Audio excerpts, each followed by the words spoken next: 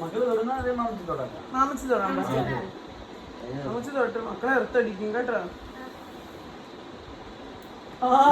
ഒന്നില്ലേ വീട്ടിൽ പോയിട്ട് പരീക്ഷിക്കണം.